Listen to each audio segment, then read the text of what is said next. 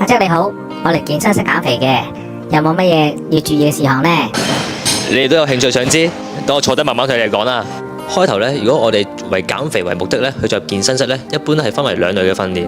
第一呢，就係增加基礎代謝訓練，第二類呢，就係增加當日嘅消耗卡路里嘅訓練。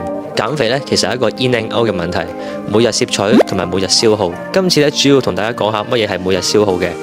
咁人體咧每日消耗大約70%咧係來自基礎代謝率，咁10%咧係來自進食同埋消化，咁仲有20%咧就來自於我哋生活同埋做運動。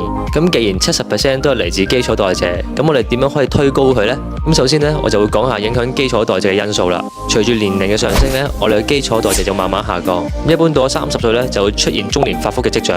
另外咧，生活習慣例如缺乏運動啦、飲水少啦、夜瞓等都有影響嘅。咁年齡我哋冇得逆轉啦，咁咧我哋就要從生活習慣改善。咁最簡單直接方法咧就係增加我哋肌肉量，就係重量訓練啦。重量訓練咧除咗可以改善基礎代謝咧，仲可以強化骨骼。咁另外咧每日咧都要飲多啲水，最少咧每日飲8杯水。最後咧係可以改善作息時間，可以嘅話咧就可以早啲瞓覺啦。當我哋進食嘅時候，我哋由咀嚼食物到消化、運輸、代謝、儲存，整個過程咧都會使身體消耗一定嘅卡路里。而呢個消耗過程咧叫做食物熱效應，會燒我哋所需每日熱量嘅10%。如果我哋每日食2000卡路里咧，咁大約有200卡路里咧係來自於食物熱效應啦。咁當然啦，唔同食物所需要嘅消耗咧係會唔同嘅。咁建議減脂期間咧係食多啲蛋白質。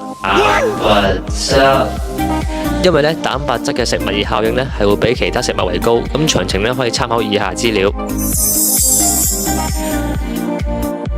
咁最後咧做20%，咁啊當中15%咧係來自於我哋日常生活。如果你本身有做開勞動性嘅工作咧，個消耗咧就越大；但係如果你做開寫字樓、文職工作咧，咁個消耗量咧就越低啦。最後5%咧就係你可唔可以堅持住每日做運動，而強度同埋持續性越高嘅運動咧，個消耗咧就越高啦。所以點解近年話打拳可以減肥咧，就係咁嘅原因。我哋之後咧都會繼續製作類似今次嘅影片，希望大家中意啦。我哋下條片再見，拜拜。